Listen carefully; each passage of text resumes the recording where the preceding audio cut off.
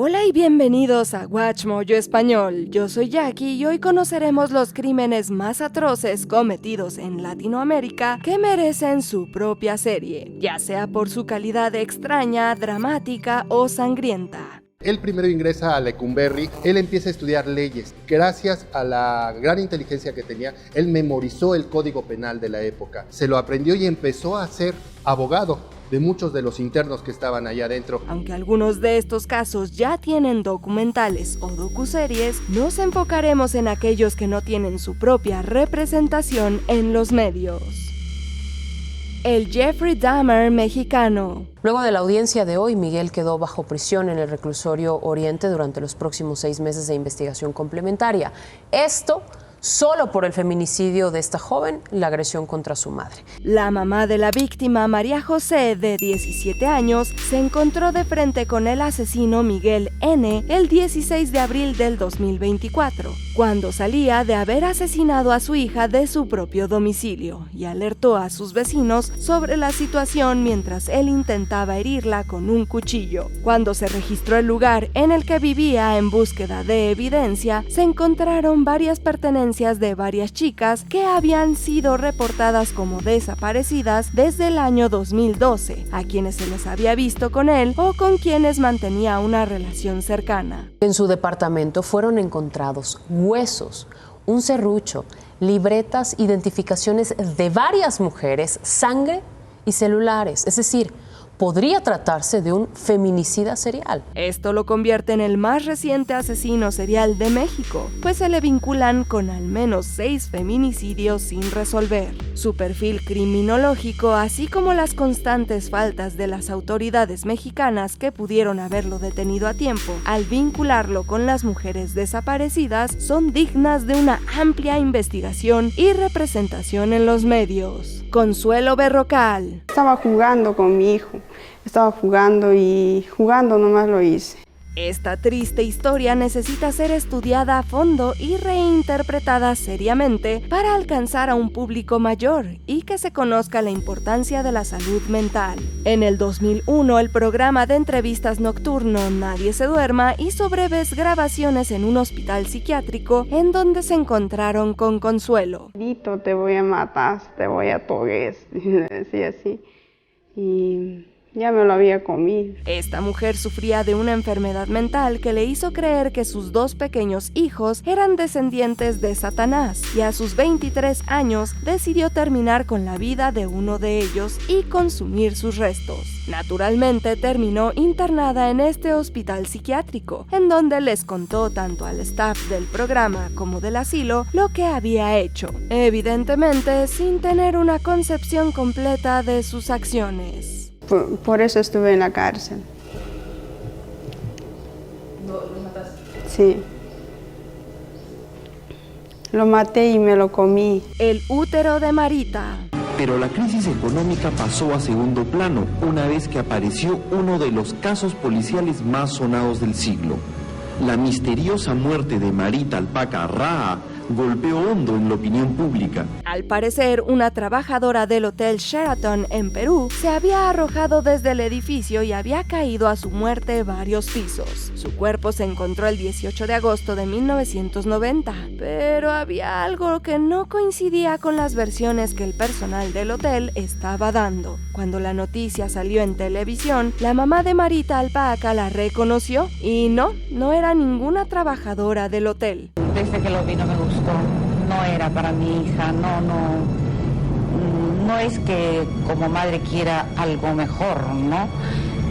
En cuestión monetaria, sino lo que yo vi en él, algo que no me gustó. Marita en realidad había sido lanzada desde las alturas por el empresario José Leandro Reaño Cabrejos, quien había intentado encubrir la situación. Lo peor de todo no fue que huyera y que las autoridades tardaran en alcanzarlo, sino que la investigación llevó a un callejón sin salida debido a la increíble corrupción detrás. La 8ª Sala Penal encontró culpable de homicidio simple a José Leandro Reaño Cabrejos.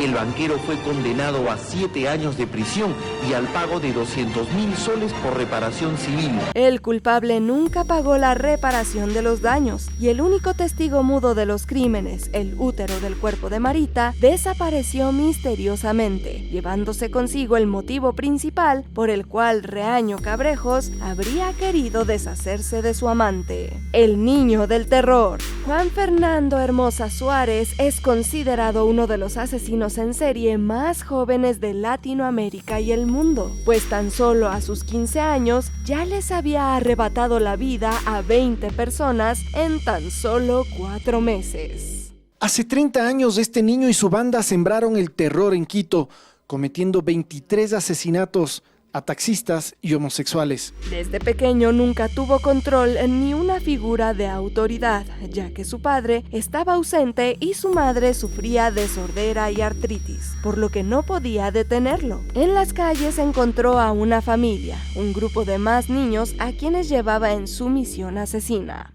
Sacaba mi arma, me encañonaba al señor, le decía que no se moviera. El señor no se quedaba quieto.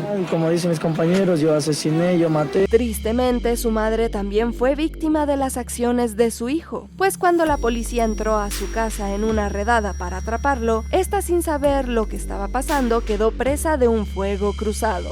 El niño del terror fue sentenciado únicamente a 4 años de cárcel debido a su edad. Luego se fugó a Colombia y ahí, se sospecha, estuvo involucrado en más crímenes, pues su cuerpo fue encontrado con el rostro totalmente desfigurado a las orillas de un río. Caso Fibeca. Este caso es tan extraño, complejo y fue tan mediático que no sobraron los documentales y los reportajes sobre él. Y ahora necesitamos una serie para que la ineptitud y la corrupción de la policía ecuatoriana no se quede en el olvido. Cuando sacan a los cuerpos, el grito de una mujer.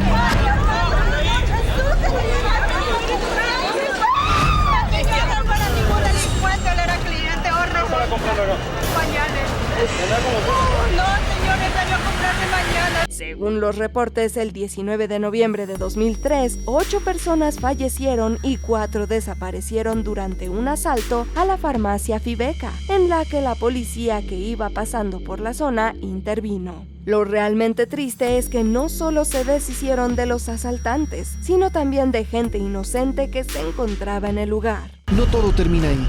Martín Herrera, fotógrafo del Universo, capta esta imagen. Un ex agente policial lleva detenida a una persona.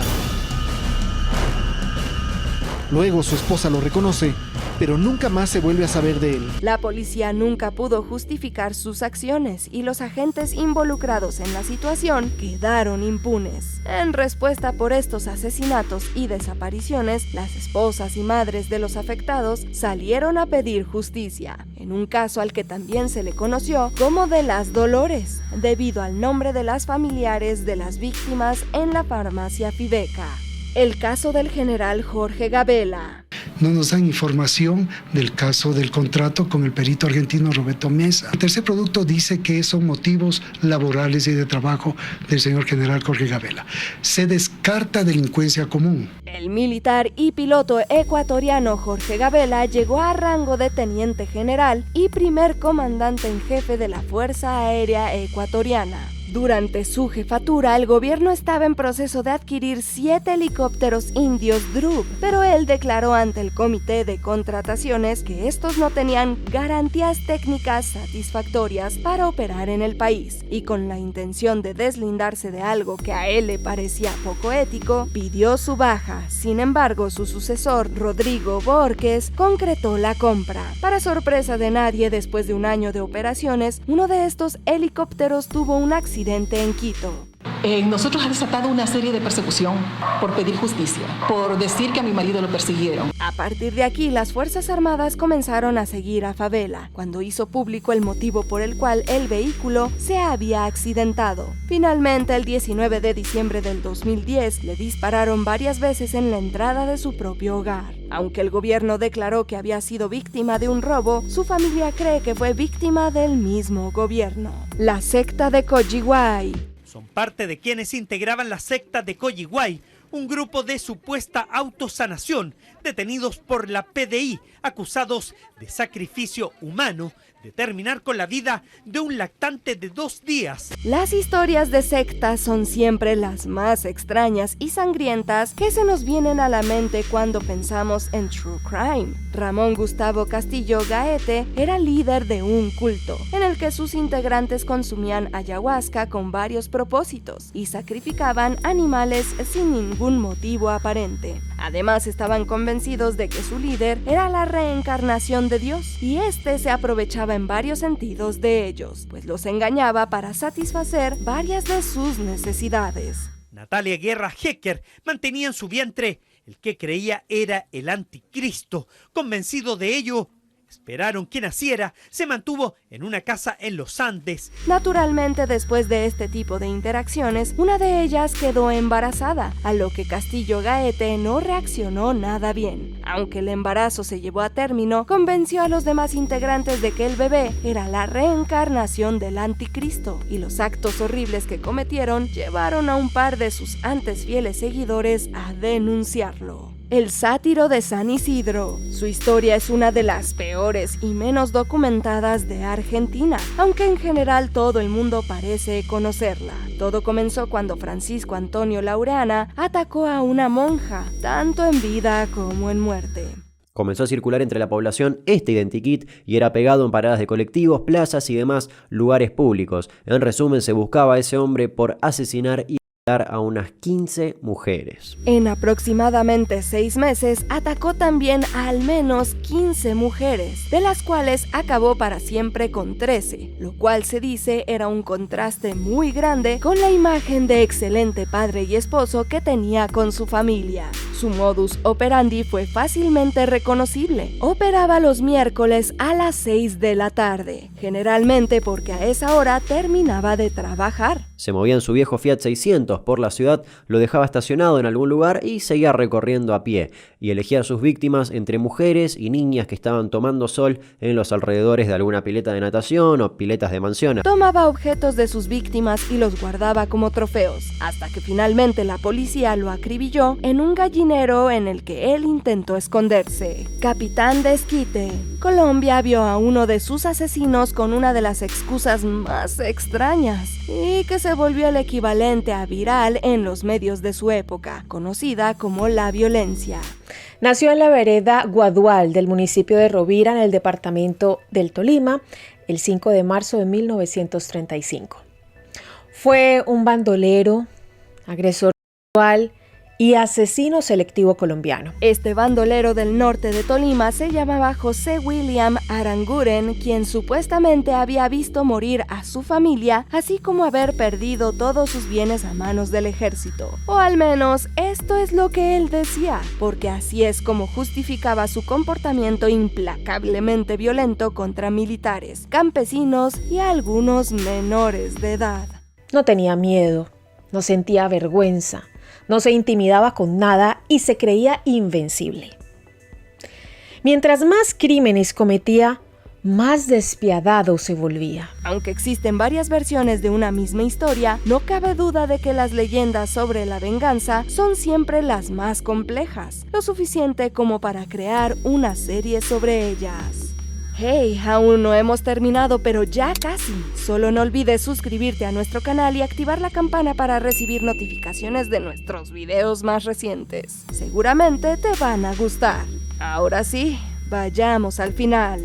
El Goyo Cárdenas. Estrangulador de Tacuba. Así es. Famoso porque se convirtió en el primer asesino serial de México, después de asesinar en tan solo 23 días a 4 jovencitas, a las que después enterró en el patio de su casa. En uno de los casos más impresionantes que vas a escuchar es el del primer asesino serial y feminicida mexicano Gregorio Cárdenas Hernández, alias el Goyo Cárdenas, quien incluso fue aplaudido en la Cámara de Diputados tras supuestamente haberse reformado. Esta controversial figura recibió el indulto presidencial al haber comprobado haber cambiado drásticamente tras haber asesinado a por lo menos 4 mujeres, entre las cuales se encontraba la hija de un importante abogado del país, y por quien lograron inculparlo y encontrar evidencia de sus demás crímenes. Fue un hombre sumamente inteligente que no solamente se graduó como ingeniero químico, sino que también al salir de la cárcel pudo hacer otra carrera,